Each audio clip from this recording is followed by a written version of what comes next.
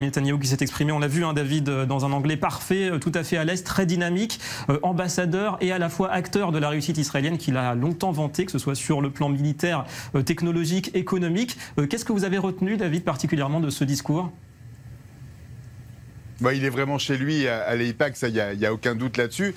J'ai retenu vraiment deux choses. D'abord, c'est un discours en deux temps. Un discours où il est d'abord en ami, il est arrivé, il a décidé, alors c'était très préparé, mais il a décidé de sortir du pupitre classique, de marcher dans la scène, à droite, à gauche, de s'adresser directement à l'Assemblée, et donc pas aux caméras de télévision, donc pas à nous, clairement, pas au public international, mais aux gens qui sont venus le voir à l'AIPAC. Je vous rappelle que d'habitude, il est par écran interposé. Les 3 dernières années, c'était par écran interposé. Ça fait longtemps qu'il n'était pas venu en personne, il est venu vraiment prendre un bain de foule et il a profité à fond de ce bain de foule. Et pendant toute cette première partie où il était, on avait l'impression en roue libre, mais il connaissait son discours absolument par cœur.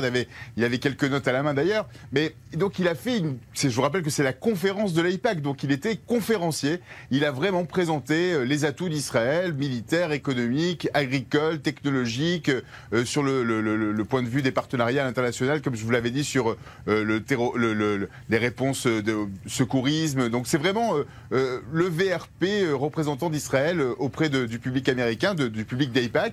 Et puis après, il s'est remis devant le pupitre pour parler des mauvaises nouvelles, comme il l'a dit. Il s'est mis devant le pupitre et là, c'était clairement pour s'adresser, pour que les images soient reprises après par les chaînes de télévision, pour lutter contre l'agression iranienne, avec une carte également. Il est vraiment didactique, il essaye vraiment d'expliquer au monde la situation d'Israël, et il le fait vraiment à la manière d'un conférencier. Il le fait à chaque fois quand il est à l'Assemblée Générale des Nations Unies, quand il présente, quand il vient s'exprimer en général, il amène toujours un objet, quelque chose pour montrer...